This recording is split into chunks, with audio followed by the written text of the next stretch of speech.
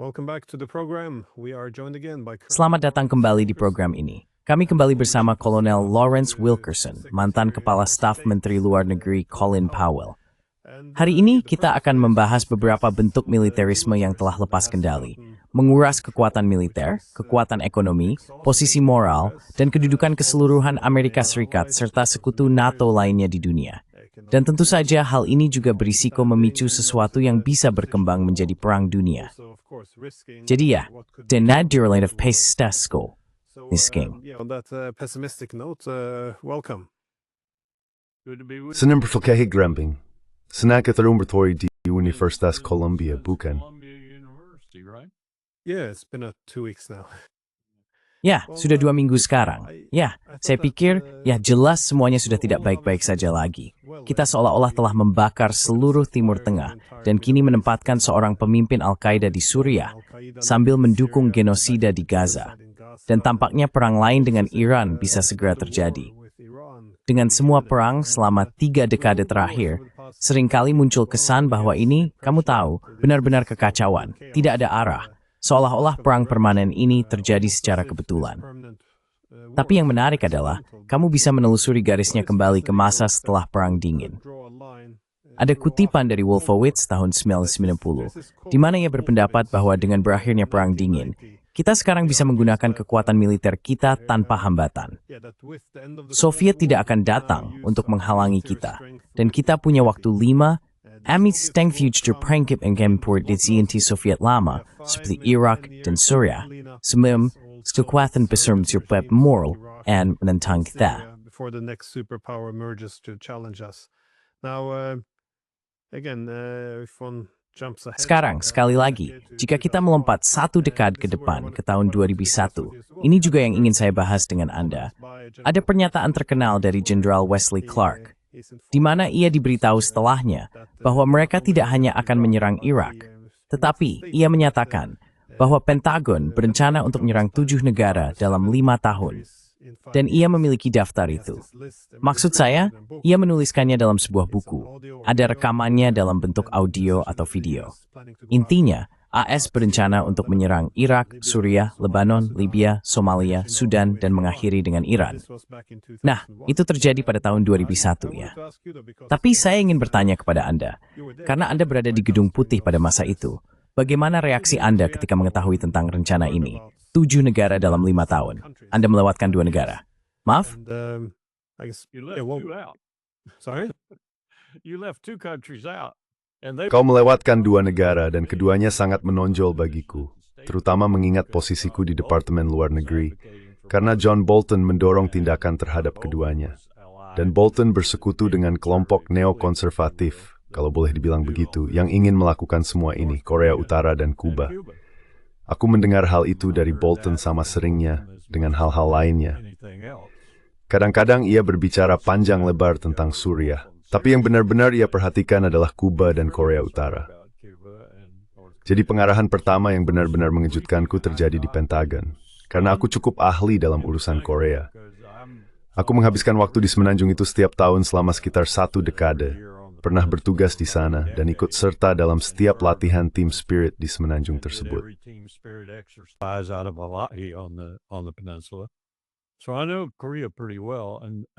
Jadi saya cukup mengenal Korea dan saya mendapat pengarahan dari seorang perwira Angkatan Udara Bintang 3 di Pentagon sebelum Rumsfeld menyingkirkan saya tentang bagaimana kami akan menghadapi Korea Utara.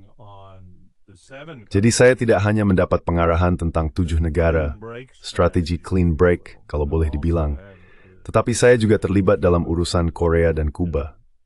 Saya merasa heran bahwa kami mengambil pendekatan seperti itu terhadap dunia setelah Perang Dingin. Karena dari pengalaman saya dengan George H.W. Bush, saya tahu bahwa itu sama sekali bukan cara yang ia inginkan untuk menangani keadaan. Pendekatannya sepenuhnya adalah, saya tidak akan membusungkan dada. Ia benar-benar mengatakan itu. Ia menggunakan kata-kata tersebut. Saya tidak akan membusungkan dada. Saya tidak akan berbangga diri atas kemenangan itu.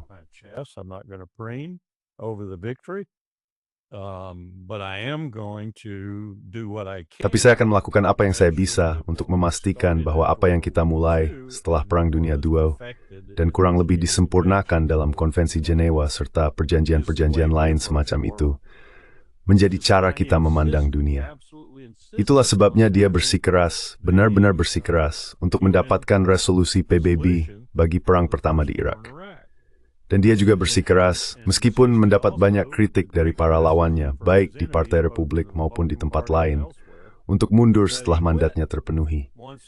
Yang diminta PBB hanyalah membalikan agresi, dan dia melakukannya. Lalu dia pergi dan menderita karenanya. Dia menderita begitu parah hingga pihak Israel memberikan dukungan mereka kepada lawannya dalam pemilihan dan membuatnya kalah.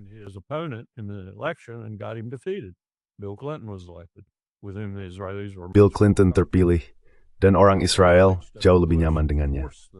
Bagaimanapun juga, H.W. Bush telah memaksa masuk ke dalam proses Oslo dan sangat tegas terhadap mereka dalam hal bagaimana menanggapi apapun yang dilakukan Saddam Hussein saat ia berperang melawan Saddam Hussein. Faktanya, ia menempatkan perwira militer bersama pasukan pertahanan Israel dan mereka bertugas mengawasi pasukan tersebut serta memastikan mereka tidak melakukan apapun terhadap Saddam Hussein. Bahkan ketika Saddam Hussein menembakkan beberapa rudal Scud ke arah mereka, mereka tidak boleh membalas. Jadi itulah titik balik dalam menangani akhir Perang Dingin dengan cara yang manusiawi, dengan cara yang berperikemanusiaan, yang layak, dan apa yang terjadi setelahnya, yang sama sekali tidak seperti itu.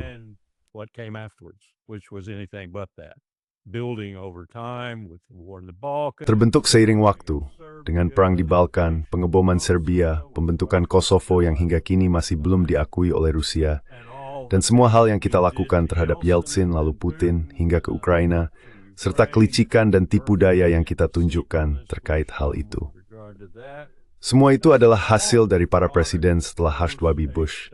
Dan aku tidak memaafkan satupun dari mereka atas hal itu. Aku tidak memaafkan Presiden Obama atas hal itu. Meskipun dialah orang yang kutemui di Gedung Putih, yang mengatakan kepadaku bahwa ada bias di Washington terhadap perang. Setelah menjabat 7 tahun sebagai Presiden Amerika Serikat, ia mengatakan itu. My dethem beanethu. Isetta bor mali te ping, and is stepped up at the many you thits mat du wrath. Pesan yang ia sampaikan kepada kami hari itu di ruang Roosevelt adalah bahwa Samantha Power telah segera dikirim menjadi duta besar PBB hanya untuk menyingkirkannya dari urusannya. Dan John Kerry duduk di sampingnya, bukan Hillary Clinton, karena alasan yang serupa. Saya pikir ia merasa dirinya terpaksa terlibat dalam konflik Libya, dan bahwa ia juga akan dipaksa terlibat di Suriah. Kerry sedang diberi ceramah di ruangan itu hari itu, ketika Obama berbicara kepadanya dan kepada kami, dengan mengatakan, tidak ada pasukan darat di Suriah. Karena jika Anda ingat, Kerry saat itu sedang mendorong pengerahan pasukan darat di Suriah sebagai Menteri Luar Negeri. Jadi Obama mungkin telah mendengarkan dan memahami pesannya, tetapi meskipun begitu, ia tetap melanjutkan pendekatan yang sama terhadap dunia.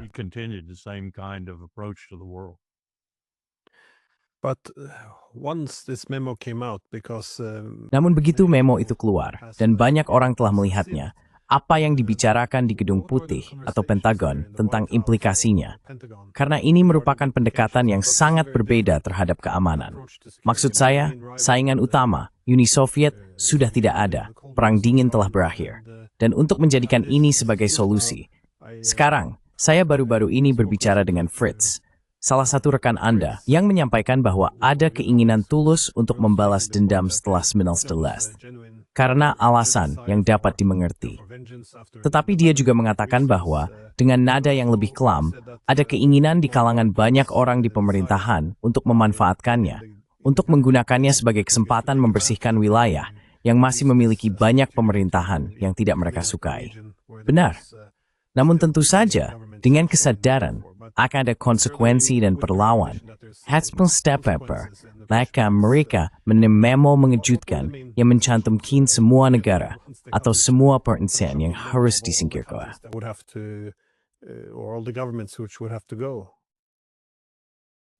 quite confident that President George W. Saya cukup yakin bahwa Presiden George W. Bush mengingat ketidakpengalamannya, terutama dalam urusan keamanan nasional, dan sifat naifnya. Dan saya tidak mengatakannya dengan nada merendahkan, hanya naif. Dia tidak tahu apa-apa tentang hal ini. Dia tahu bahwa dia ingin melakukan hal-hal yang akan membuatnya terpilih kembali. Dan dia tahu bahwa jika dia memiliki perang, dan dia memenangkan perang itu, hal itu akan membuatnya terpilih kembali. Karena dia melihat bagaimana ayahnya naik hingga 90% dalam jajak pendapat setelah Perang Irak pertama, lalu merosot menjelang akhir masa jabatannya. Dia tahu perang itu harus diatur waktunya. Dengan kata lain, agar tidak hanya terlihat sebagai keberhasilan, tetapi juga terus dianggap sebagai keberhasilan kurang lebih hingga pemilihan tahun 2004. Saya pikir itu adalah motivasi politik utama baginya.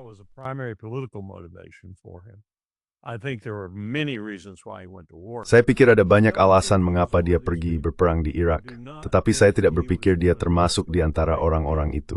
Saya tidak berpikir dia termasuk dalam kelompok clean break. Cheney di sisi lain sangat mencerminkan hal itu. Dan saya pikir Rumsfeld juga, sampai batas tertentu, dan tentu saja Paul Wolfowitz. Dan pada akhirnya, orang itu si pengkhianat di Pentagon. Pengkhianat. Perlu saya aja, pengkhianat. Douglas Feith. Warga negara ganda, dan dikelilingi oleh Mossad di kantor Wakil Menteri Pertahanan untuk urusan kebijakan selama seluruh masa jabatannya di Pentagon. Bahkan Rumsfeld pernah berkata kepada Powell, "Saya tidak mengendalikan Pentagon, Israel yang melakukannya." Nah, menurut saya itu agak berlebihan, karena Rumsfeld tahu betul bahwa kita sama-sama memanfaatkan Israel sebagai mereka memanfaatkan kita.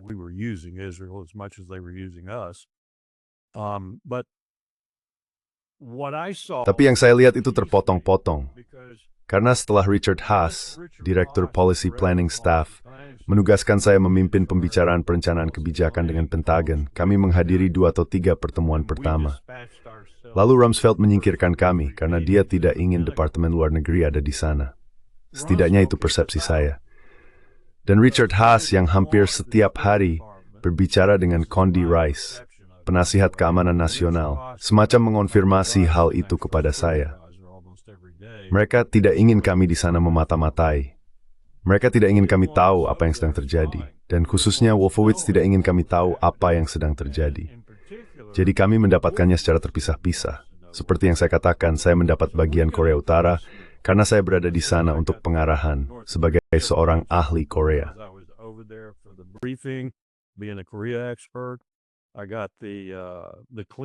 Saya mendapat penjelasan umum tentang strategi clean break, kalau boleh dibilang, dari beberapa neokonservatif yang berada di sekitar Powell di Departemen Luar Negeri.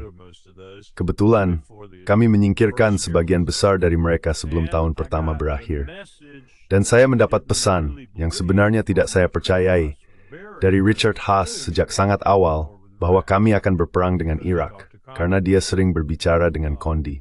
Para ahli Timur Tengah di staf perencanaan kebijakan sampai terkejut mendengarnya, karena itu terjadi pada musim panas tahun 2001. Kami bahkan belum mengalami peristiwa 9/11 saat itu, dan situasinya semakin memburuk seiring waktu. Singkatnya, bagi kami belum jelas bahwa ini bukan sekadar sekelompok orang gila.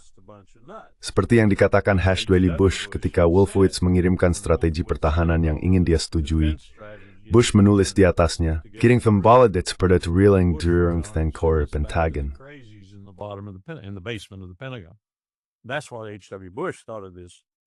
Itulah sebabnya Hal W. Bush memikirkan ide ini. Nah, sekarang kita sudah memiliki mereka di sana, dan kita punya seorang menteri pertahanan, serta wakil presiden yang sejalan dengannya, dan seorang presiden yang polos, kalau boleh dibilang tidak berpengalaman. Jadi mereka melangkah habis-habisan. Tapi bagi saya, tidak langsung jelas bahwa inilah yang sedang terjadi saat itu juga, tepat di depan mata saya. Bahwa ide gila ini benar-benar sedang dijalankan. Jika Anda kembali dan membaca strategi Clean Break, mereka membicarakan tentang Pearl Harbor dan apa yang dilakukannya bagi FDR. Itulah motivasinya. Smina Seleth adalah Pearl Harbor mereka, dan itu memberi mereka dorongan untuk melangkah, menurut mereka, sampai ke Iran. Dan kita sedang bersiap untuk melihat apakah mereka berhasil mencapai tujuan mereka dengan negara itu. karena Bibi akan menggagalkan kesepakatan ini, bukan dengan menarik diri darinya. Melayan korn dengan bin perang melantari vroth, and nia juga yang kesket the spit. By going to war with Iran and negating the deal.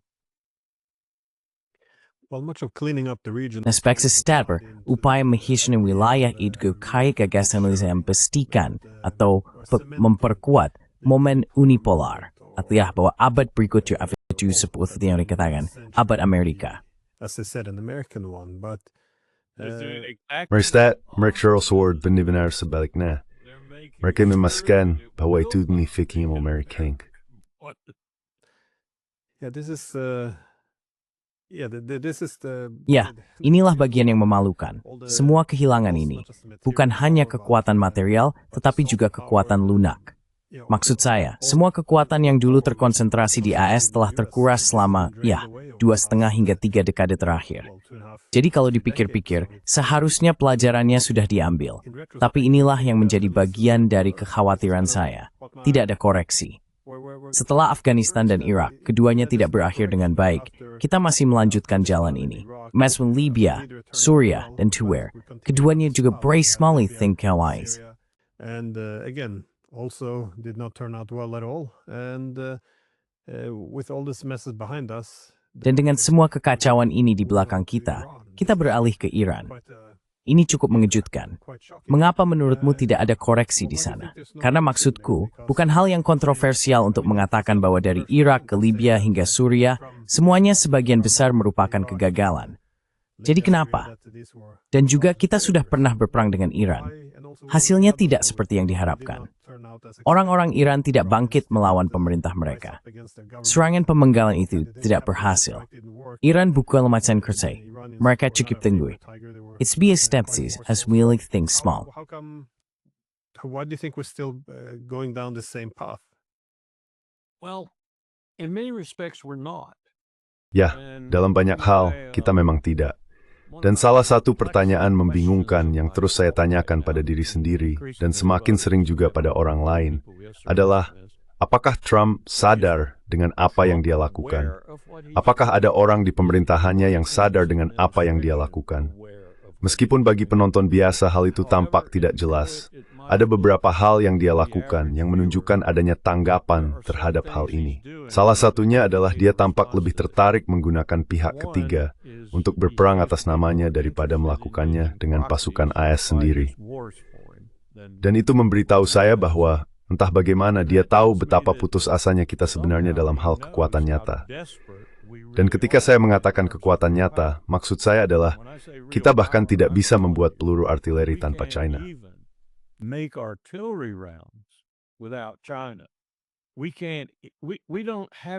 Kita tidak memiliki TNT di negara ini. Kita sudah tidak memproduksi TNT di sini selama 40 tahun. Hampir semua bahan utama yang kita butuhkan untuk perlengkapan militer kita berasal dari luar negeri, sebagian besar dari Tiongkok. Dan Tiongkok telah menghentikannya. Kita tidak bisa membuat peluru artileri, tidak bisa membuat rudal jelajah, tidak bisa membuat banyak hal yang kita anggap sebagai bagian dari perangkat pertahanan kita saat ini. Jika kita harus melakukannya sekarang karena apa yang telah dilakukan Tiongkok terhadap kita, baik itu terkait mineral penting atau hal-hal utama yang sudah kita produksi di negara ini lagi, hal-hal yang selama ini kita biarkan negara lain lakukan untuk kita, rantai pasoknya memang sudah tidak ada, dengan kata lain. Is not necessarily there, in other words. Half the THAAD missile inventory of the United States. Setengah dari persediaan rudal THAAD militer Amerika Serikat berada di Israel, setengahnya. Tapi entah bagaimana Trump tersandung pada gagasan keamanan dalam negeri ini. Saya tidak senang dengan cara dia mengartikulasikannya. Dan gagasan dalam strategi pertahanan baru tentang mundur ke belahan barat. Bukan hanya menurut saya, karena itu yang ingin dia lakukan secara filosofis, politis, atau apapun, itu juga merupakan keniscayaan dan kebutuhan. Karena kita tidak bisa lagi mempertahankan imperium kita yang tersebar luas. Apa artinya itu bagi apa yang terjadi di dunia terkait konflik proksi yang sedang berlangsung? Siapapun bisa menebak, tapi saya pikir kita akan sepenuhnya mundur dari Ukraina.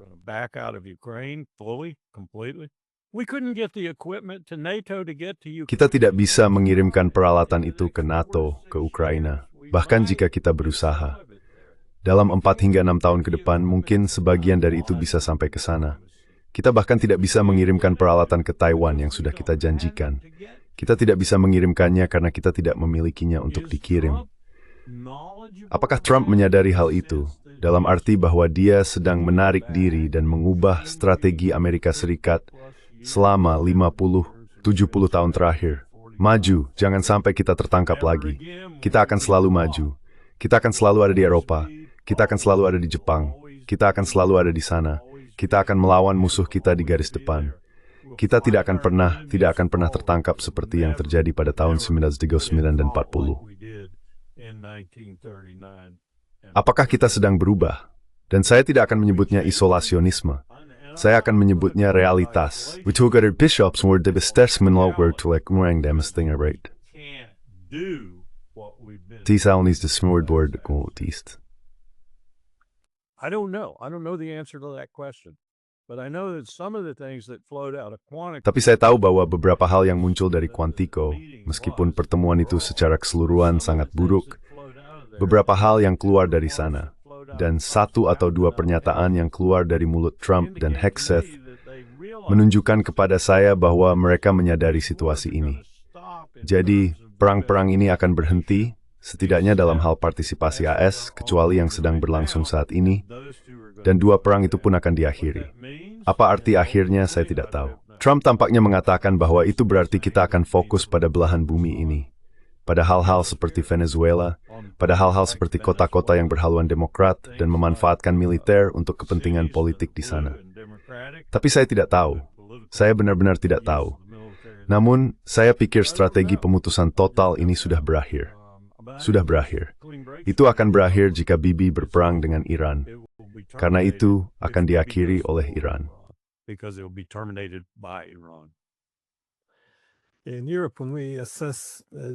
Di Eropa, ketika kami menilai Amerika Serikat, kami selalu melihat pada niat daripada kemampuan. Asumsinya adalah bahwa AS memiliki kekuatan militer yang tak terbatas. Namun, seperti yang Anda katakan, situasinya sekarang agak canggung. Jika AS ingin berperang melawan Tiongkok, mereka akan membutuhkan peluru artileri yang memadai. Dan ya, Tiongkok memiliki anti-mon yang kita butuhkan untuk memproduksinya. Jadi ya, sekarang menuju Tiongkok mulai mengerangs pesakard it's enough tumped in hesa yang mintings to birth. 100% dalam banyak kategori.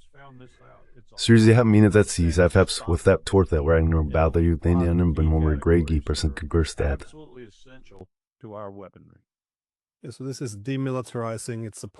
Jadi, ini adalah upaya untuk mendemilitarisasi para lawannya. Maksud saya, inilah bahasa yang sedang kita gunakan. Jadi ini cukup luar biasa. Anda memang menyebutkan bahwa Trump kini lebih tertarik untuk berjuang melalui perantara. Dan sekali lagi, menggunakan perantara bukanlah hal baru. Namun hal yang sulit dipahami oleh orang Eropa adalah bahwa kami selalu berpikir kami memiliki tempat di meja perundingan. Kami yang akan menggunakan perantara itu. Siap, proses berjuang lambat.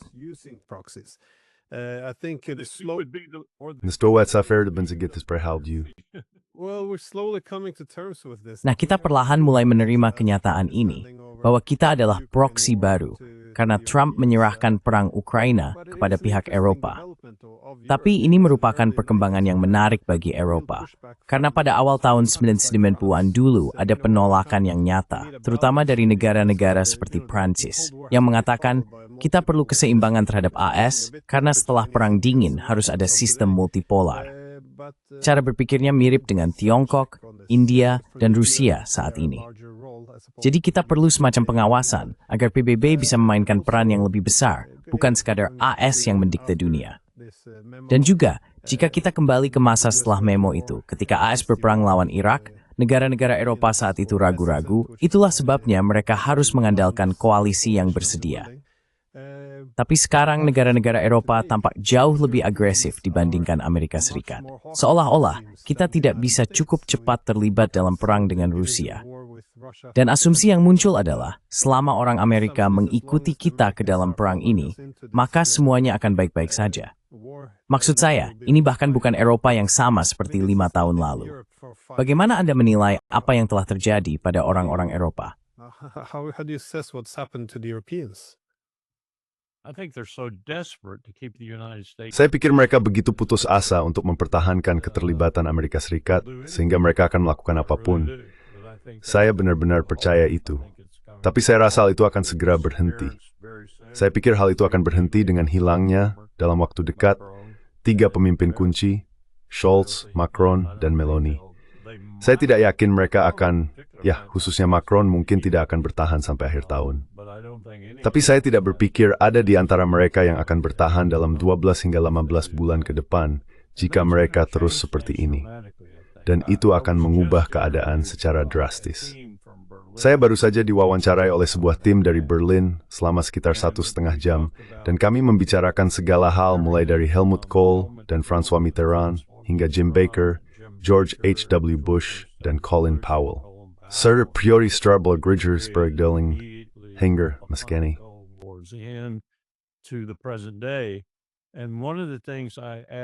Dan salah satu hal yang saya tanyakan kepada masing-masing dari mereka, 2 di antaranya adalah orang GDR, tahu kan? Dari bagian Jerman Timur. Dan 1 lagi berasal dari Berlin sendiri dan menganggap dirinya mantan orang Jerman Barat. Jerman sedang terpecah. Dan mereka semua memiliki pandangan yang sama. Yang paling fasih di antara mereka mengungkapkannya seperti ini. Kami mungkin yang terbaik di dunia. Jika bukan yang terbaik dalam skala kecil, maka yang terbaik dalam skala menengah. Kami menganggap diri kami yang terbaik, pusat manufaktur di muka bumi. Kami benar-benar sedang berada di puncak kejayaan. Kami telah kehilangannya. Sebagian besar karena situasi energi, tapi sebagian besar juga karena pemerintahan yang buruk. Dan hal itu menurut saya sedang terjadi di seluruh Eropa sampai tingkat tertentu.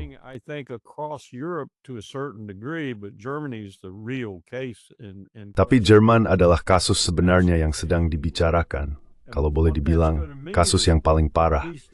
Dan itu berarti, setidaknya pada awalnya, seperti yang terlihat sekarang, kita harus menempatkan diri kita di dalam kekaisaran, harus memiliki kekaisaran, harus bersama kekaisaran. Kita akan memberlakukan kembali sanksi terhadap Iran, meskipun kita tahu itu tindakan bodoh dan merugikan diri sendiri, karena itulah yang diinginkan kekaisaran. Itu tidak akan bertahan lama. Babi kemtian lama. Trump akan nepati janji, banyak janji, tidak akan tetap berbing. Histeri there. Dan akhirnya kekejut jika ketika dah hasil kesemen ke Eropa kung tidak manjakin, kita akan keluar dari Eropa. Dasukan war.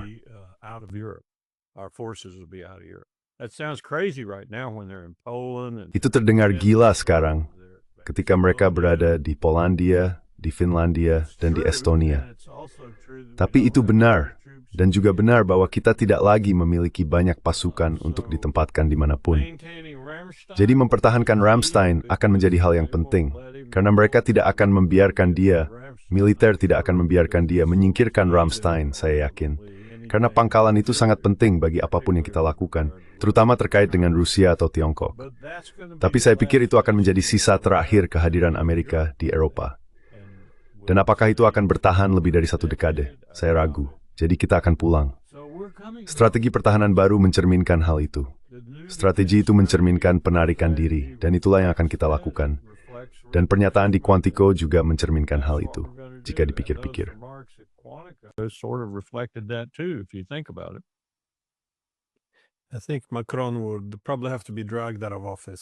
Saya rasa Macron mungkin harus diseret keluar dari jabatannya, karena tidak peduli berapa banyak Perdana Menteri yang sudah ia ganti. Kamu tahu, presiden lain pasti sudah mengundurkan diri sekarang. Tapi tidak, dia tetap bertahan. Kasus Jerman cukup menarik, karena ini dulu adalah kekuatan ekonomi utama Eropa. Mereka belajar dari sejarah, hampir menjadi simbol pemutusan Eropa dari masa lalunya sendiri. Tapi sekarang, tentu saja, mereka kembali melakukannya. Ada semangat untuk membangun tentara guna melawan Rusia ketika Ukraina menyerbu Kursk. Lagi, sebuah wilayah Rusia tempat Nazi berada pada Perang Dunia II. Ada para jenderal Jerman yang tersenyum lebar, seperti, disinilah kita dulu berada. back in the day. I mean, it was so strange. So Maksud saya, itu sangat aneh. Jadi sekali lagi, sekarang mereka begitu bersemangat untuk melawan Rusia, dan bahkan di dalam Uni Eropa sendiri, karena Jerman ingin memainkan peran yang lebih besar. Hal itu membuat Merz bertentangan dengan von der Leyen. Dan saya rasa baru kemarin, Jerman ingin salah satu warga Ukraina yang diduga meledakkan Nord Stream. Ya, terdengar seperti kambing hitam, tapi bagaimanapun juga, mereka ingin dia dikirim ke Jerman. Dan Perdana Menteri Polandia berkata, ya, satu-satunya hal yang seharusnya kamu lakukan adalah meminta maaf karena telah membangun Nord Stream sejak awal. Jadi sekarang mereka melindungi orang-orang yang meledakkannya. Maksud saya, bahkan sekutu terdekat pun sekarang, mereka semakin sering mengalami ketegangan. Orang Hungaria juga tidak terlalu senang dengan Jerman. Dan sementara semua ini terjadi, apa sebenarnya tujuan Jerman untuk menempatkan dirinya kembali ke jalur yang benar? Ekonominya sedang anjlok. Mereka bermimpi membangun militer terkuat di Eropa. Mereka secara terbuka membicarakan pelarangan partai oposisi utama, yang saat ini memiliki dukungan lebih tinggi daripada semua partai politik lainnya. Mereka secara terbuka mendukung genosida di Gaza. Maksud saya, Jerman sangat berbeda dibandingkan beberapa tahun lalu. Cukup luar biasa bagaimana kita bisa sampai di titik ini.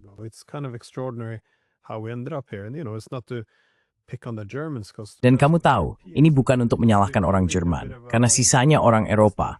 Maksud saya, tempat itu mulai terasa agak tidak menyenangkan. Rasanya begitu dari cara para politisi berbicara, dari prioritas yang mereka miliki.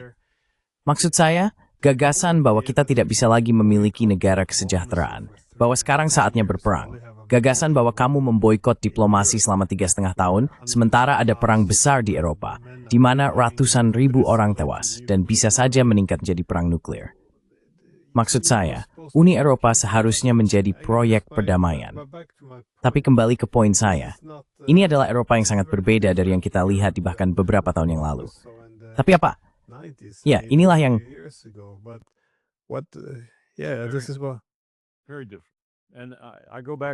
Sangat berbeda. Dan saya teringat kembali pada percakapan saya dengan Colin Powell ketika saya pertama kali bergabung dengannya pada tahun 1999. Dia berkata, sebentar lagi Mitterrand, Kohl, Major, Thatcher, mereka semua akan pergi, dan Eropa akan berbeda. Nah, saya pikir dia memiliki pandangan yang berbeda tentang hal itu, dan dia membawa pandangan tersebut ke dalam masa kepemimpinannya. Tahun-tahun awal cukup positif terkait hubungan AS-Rusia, dan gagasannya adalah bahwa Eropa akan berdiri di atas kakinya sendiri. Eropa akan memiliki kepemimpinan yang baik untuk melakukan itu. Eropa akan menemukan seorang De Gaulle, akan menemukan seorang Kohl, akan menemukan siapapun. Tapi tidak. Yang ditemukan justru hal yang sama seperti yang ditemukan Amerika. Serangkaian orang bodoh, atau serangkaian orang yang tidak tahu apa yang mereka lakukan. Serangkaian orang yang tidak memiliki pemahaman tentang masa lalu Eropa. Thebim vertolkstom that uses desires your skalian implement resatuan monumentor bafried.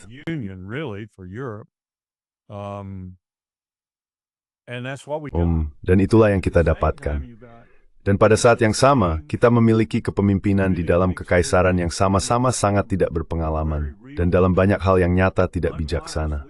Kita belum pernah memiliki presiden yang layak sejak H.W. Bush. Mereka semua adalah presiden yang mengecewakan. Maaf, mereka semua presiden yang mengecewakan, termasuk Obama. Dan itulah hasilnya bagi kita. Dunia ini telah hidup tanpa kepemimpinan selama lebih dari 1/4 abad. Dengan banyak perang yang mengancam kepemimpinan itu.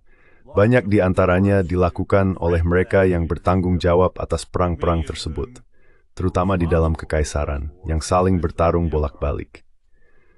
Misalnya, peristiwa yang menciptakan perpecahan terbesar antara Amerika Serikat dan Jerman, ketika Bush pada dasarnya berkata F.U.C. Schroeder di kantor Oval, dan Joschka Fischer, serta Colin Powell harus bisa dibilang, saling bergangan tangan di Bert meja, demi menjadi depur tetos.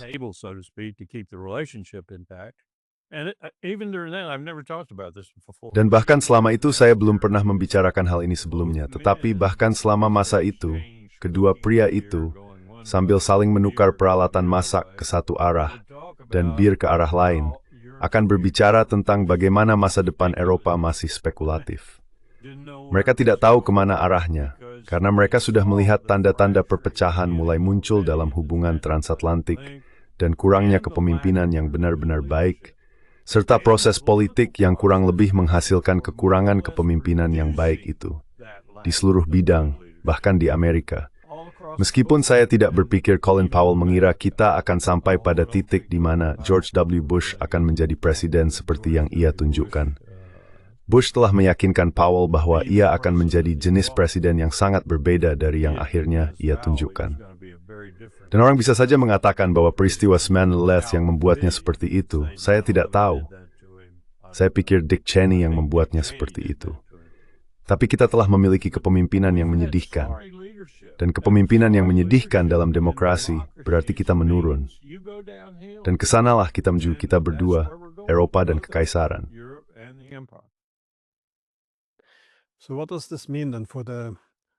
Jadi, apa artinya ini bagi hubungan transatlantik? Karena, seperti yang kita tahu, ketika Perang Dingin berakhir dan 2 tahun kemudian Uni Soviet bubarkan, pertanyaan utamanya adalah, bagaimana dengan NATO sekarang? Itulah sebabnya diskusi kita di tahun 1990-an berfokus pada bagaimana NATO perlu memperluas perannya untuk memiliki tujuan baru. Bukan, NATO juga perlu mengejar kebijakan yang lebih intervensionis, meninggalkan strategi yang murni defensif. Karena, ya, jika itu adalah aliansi pertahanan, maka tidak terlalu dibutuhkan ketika tidak ada lawan utama. Jadi slogannya adalah keluar dari wilayah atau keluar dari bisnis, yang menyiratkan bahwa kita harus mulai melakukan intervensi militer. Namun, menurut Anda, kemana arah ini sekarang, terutama dengan perang di Timur Tengah, kemungkinan kekalahan di Ukraina, dan Amerika Serikat yang kini memiliki prioritas berbeda dalam dunia multipolar? Apa hendak NATO masih bisa dipertahankan?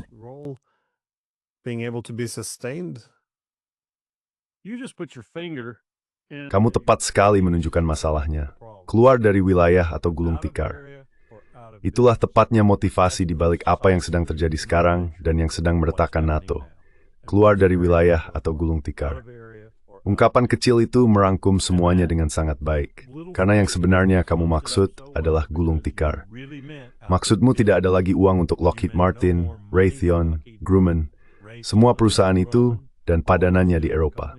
Itu berarti tidak ada lagi pergangan kekaisaran yang sudah sangat biasa bagi semua orang dan ingin terus dipertahankan. Mengapa mereka tidak langsung saja mengatakan gulung tikar menutupnya dan membiarkan Eropa membangun identitas keamanannya sendiri seperti yang ingin kita lakukan pada tahun 1991 dan 1992 dan menjadi mandiri dari segala hal kecuali payung nuklir. Hanya itu.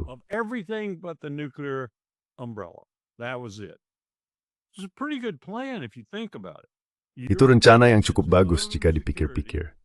Eropa menjadi identitas keamanannya sendiri selain senjata nuklir. Bahkan ada pembicaraan tentang mengonsolidasikan senjata nuklir. Dengan kata lain, Prancis dan Inggris akan dikonsolidasikan di bawah payung Amerika Serikat. Kami memutuskan bahwa hal itu tidak bisa dilakukan. Tapi bagaimanapun juga, kekuatan itu kecil. Hubungan ekonomi, keuangan, dan lainnya masih bisa dilanjutkan. Akan sangat buruk jika benar-benar memutuskannya. Tapi tidak perlu mempertahankan urusan di luar wilayah atau gulung tikar, yang sebenarnya omong kosong. Itu adalah aliansi pertahanan yang dibentuk dengan tujuan jelas untuk menjaga agar Rusia tetap di luar, Jerman tetap terkendali, dan Amerika tetap terlibat. Nah, sekarang mereka sudah pergi. Rusia, sekarang justru kita ingin mereka ikut serta.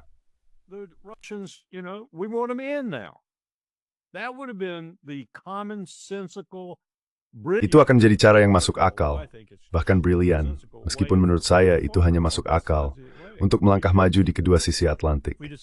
Tapi kita tidak melakukannya. Kita memutuskan untuk mempertahankan status quo, bahkan meningkatkannya, dan terus menjalankan bisnis seperti biasa. Apa bisnisnya sekarang? Perang di Ukraina. Eropa yang terpecah. Uni Eropa yang tampak semakin tidak berdaya setiap hari. Para pemain lama tetap bertahan, dan kini mereka mencari sasaran lain di seluruh dunia. Padahal mereka tahu betul bahwa jika mereka menyerang, itu akan menjadi akhir bagi mereka di bumi. Maksud saya, ini benar-benar omong kosong. Namun hal itu terus terjadi. Tapi coba lihat kembali masa awal, tahun 1914, 1919. bisa terjadi lagi. Orang akan berkata bahwa hal seburuk itu tak mungkin terulang. Saya katakan, itu bisa terjadi dengan cara yang bahkan lebih buruk. Bisa bersturi door perang nuklir.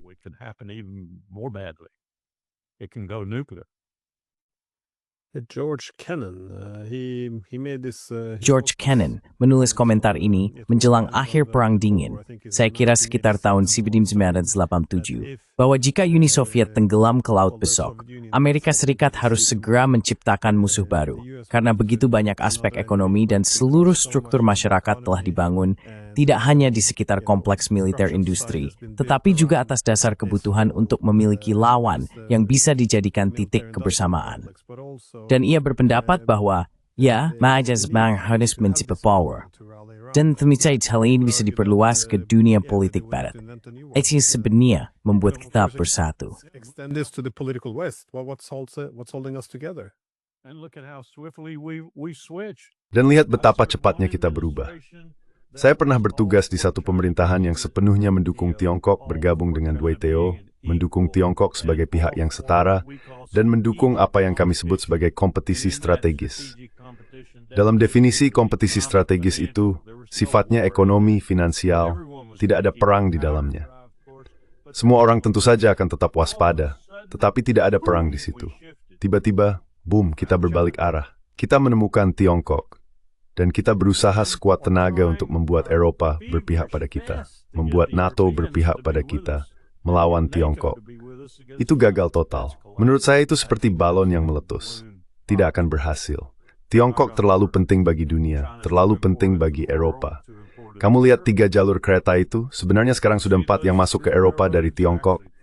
Jalur yang melewati bagian selatan Iran dan naik melalui atau di sepanjang Teluk Persia, menuju bagian lembut Kaukasus, sehingga Anda beroperasi sekarang, semuanya kereta, semuanya angkut kargo.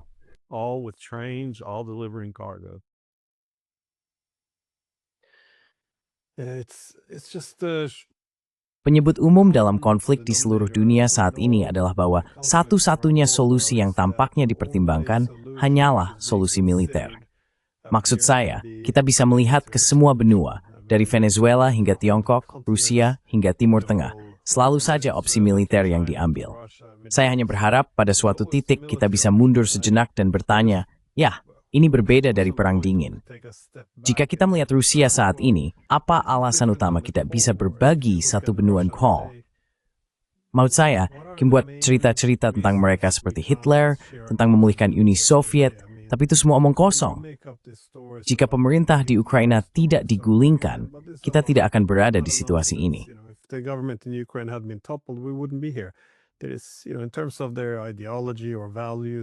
Dalam hal ideologi, nilai, atau aspirasi mereka, bukan berarti kita tidak bisa mencapai, ya, tidak semuanya akan sempurna, tapi tetap saja. Ucapan dari para pemimpin sekarang yang mengatakan, kalau perang nuklir memang diperlukan, maka kita tidak bisa tunduk pada Hitler 2.0, itu benar-benar gila.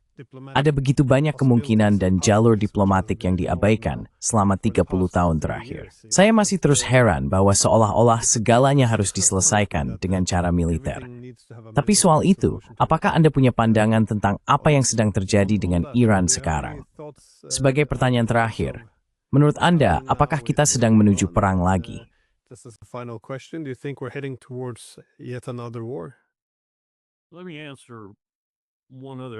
Izinkan saya menjawab satu aspek lain dari apa yang baru saja Anda katakan, yang sangat mengkhawatirkan saya. Kembali ke percakapan saya dengan Powell pada tahun 1989 tentang masa depan Eropa dan jenis pemimpin yang akan mereka miliki. Orang-orang yang berbicara tentang perang nuklir ini benar-benar membuat saya takut. Mereka menakutkan bagi saya karena mereka tidak tahu apa yang mereka bicarakan. Mereka tidak dibesarkan pada masa itu. Mereka tidak memahami semua diskusi dan perdebatan yang kami lakukan, semua doktrin eskalasi yang kami kembangkan, semua hal yang kami lakukan, semua prinsip yang kami tetapkan, bunker-bunker yang kami gali di halaman belakang rumah kami. Anda tahu, mereka tidak memahami itu. Mereka akan merasakannya sendiri, dan dunia juga akan merasakannya. Bisa ditakutkan saya lubetes, orang becoming naif yang bicara tentang perang nuklir, dan memperlakukan seolah-olah itu hanya bentuk perang lain. around as if it were just another form of warfare. It ain't, people. It will destroy you and Itu bukan tentang orang. Itu akan menghancurkanmu dan segala sesuatu di sekitarmu. Aku pikir kita akan berperang dengan Iran. Aku pikir sekarang ini karena Bibi telah menjerat dirinya sendiri dalam masalah dengan kesepakatan ini. Dia berhasil meyakinkan Smotrich dan yang lainnya, Ben Gvir, untuk tetap berada dalam koalisi. Itu didasarkan pada pemahaman mereka, apa yang dia katakan kepada mereka dalam bahasa Ibrani secara tertutup, bahwa dia tidak akan berhenti membunuh Hamas. Dan bahwa kecuali Hamas benar-benar melucuti senjata, sehingga dia bisa membunuh mereka lebih cepat dan lebih efisien, dia tidak akan menyelesaikan kesepakatan ini. Apa yang akan dia lakukan tentang Donald Trump? Karena Donald Trump, menurutku, Yusuf, wat je instead de demmerger te medieger te be ten major bewaard jemem en persis al between hin. Exactly what he wants him to do. Well, the way Bibi's going to disrupt that is start. Nah, cara Bibi akan mengacaukannya adalah dengan memulai perang dengan Iran. Dan dia akan menantang Donald untuk tidak ikut campur. Sekarang, Steve Bannon mengatakan beberapa hari yang lalu bahwa dia pikir Trump akan menolak dan membiarkan Bibi berkeringat dalam kekalahannya sendiri. Menurut saya itu gila. Saya tidak berpikir itu yang akan terjadi. Saya pikir itu yang Bannon maksudkan. Tapi saya tidak berpikir akan berjalan seperti itu. Saya pikir Trump akan ikut campur. Mungkin dengan gun, tapi dia tetap akan ikut campur. Jika itu terjadi, maka semua yang kita bicarakan sekarang bukan hanya berpotensi berubah menjadi nuklir dengan sangat cepat, sebelum siapapun tahu apa yang sedang terjadi. Israel telah menyempurnakan peluncuran senjata nuklir dari salah satu kapal selam mereka. Begitulah saya pikir semuanya akan dimulai. Jadi kita tidak hanya akan meniadakan semua hal yang dibicarakan orang dengan begitu positif tentang Gaza, dan aku bahkan tidak tahu bagaimana mereka bisa menemukan hal positif di dalamnya. Karena yang akan dilakukan Bibi, bahkan jika kesepakatan itu terlaksana, hanyalah terus membunuh mereka secara perlahan dan mencaplok tepi barat serta semua hal lain yang akan dia lakukan. Dengan kata lain, dia tidak akan bisa dihentikan. Tapi aku pikir dia menyadari bahwa dia akan berada dalam situasi eksistensial secara politik maupun lainnya jika dia tidak memulai perang ini. Dan ini adalah janji terakhirnya. Dia akan memulai perang ini. Dia akan kalah dan dia akan terpaksa memanggil Amerika Serikat untuk turun tangan. Dan ketika kita ikut campur, itulah awal keruntuhan kekaisaran dalam waktu kurang dari 1 dekade. Dan mungkin, sayangnya, itu hal yang terlihat freeboard. Think the road to correctly worded.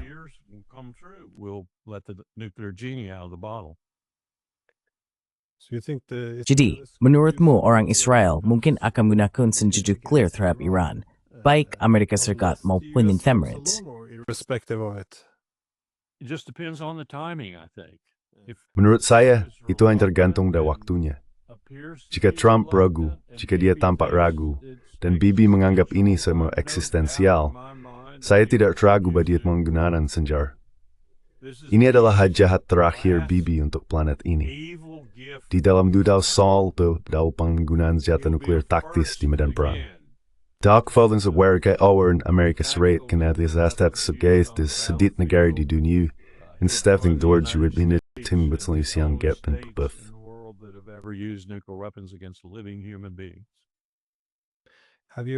Apa Anda mendengar sesuatu, mungkin dari hari mantan rekan kerja atau dari sumber intelijen, yang menyarankan bahwa Israel bisa aja menuju ke arah ini?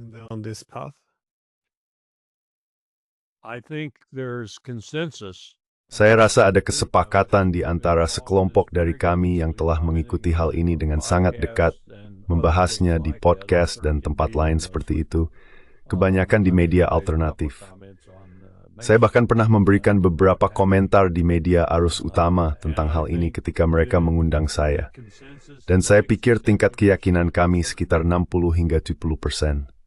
Kami semua berharap kami salah.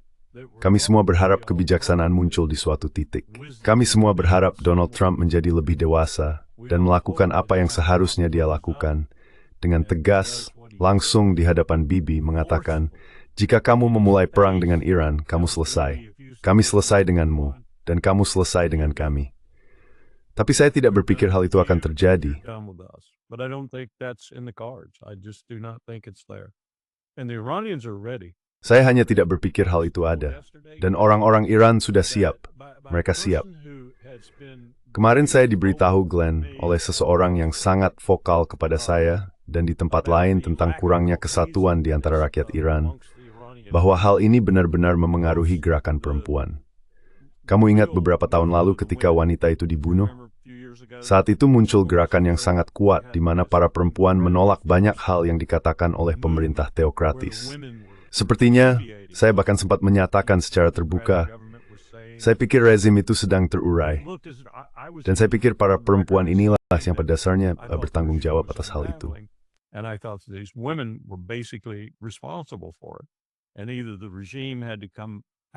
Entah rezim harus memberlakukan aturan yang jauh lebih longgar dan lunak terhadap perempuan, dan dengan demikian meninggalkan banyak keyakinannya tentang versi Islam yang mereka anut, atau mereka harus menindak dengan kejam. Dan hal itu mungkin akan menjadi alasan terjadinya pemberontakan. Pemberontakan tanpa senjata. Jawaban pertama yang saya dapatkan adalah, mereka tidak punya cukup senjata. Saya berkata, kalian tidak tahu. Saya pun tidak tahu berapa banyak senjata yang mereka miliki. Berapa banyak senjata yang telah diselundupkan ke Iran. Semua itu untuk mengatakan bahwa baru-baru ini, dari beberapa sumber yang sangat terpercaya, saya mendengar orang-orang mengatakan hal ini. Belum pernah seumur hidup saya ada persatuan sebesar ini di antara orang Iran, baik Persia maupun non-Persia. Belum pernah ada persatuan seperti ini. Dan itu bukan karena mereka mencintai pemerintah.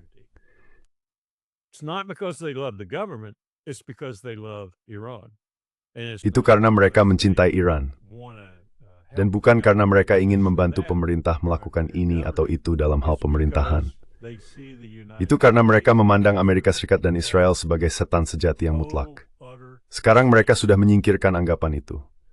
Rakyat Iran, yang dulu menganggap rakyat Amerika sebagai sisa terakhir dari gerakan anti-kolonialisme di muka bumi, dan menginginkan hubungan yang lebih baik dengan kita, sekarang semuanya membenci kita.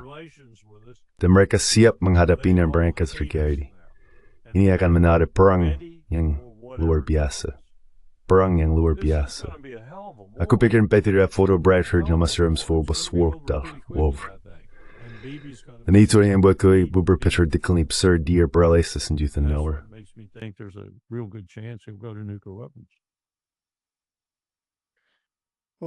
Baiklah, dengan nada yang cukup menyedihkan itu, kita akhiri saja. Kecuali kalau kamu punya komentar atau pemikiran terakhir.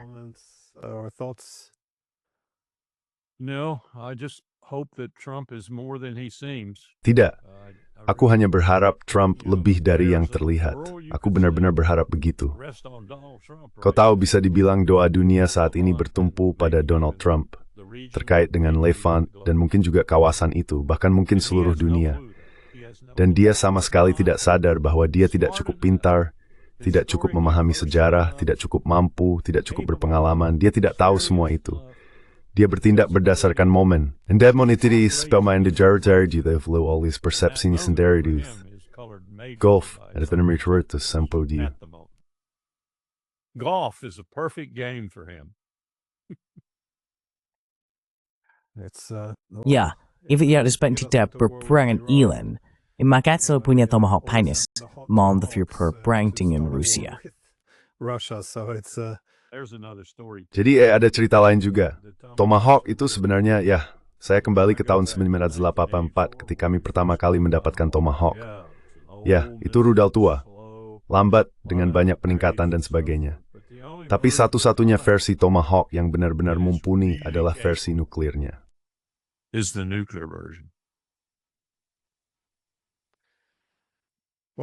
Baik, Kolonel Wilkerson, terima kasih banyak atas waktu Anda.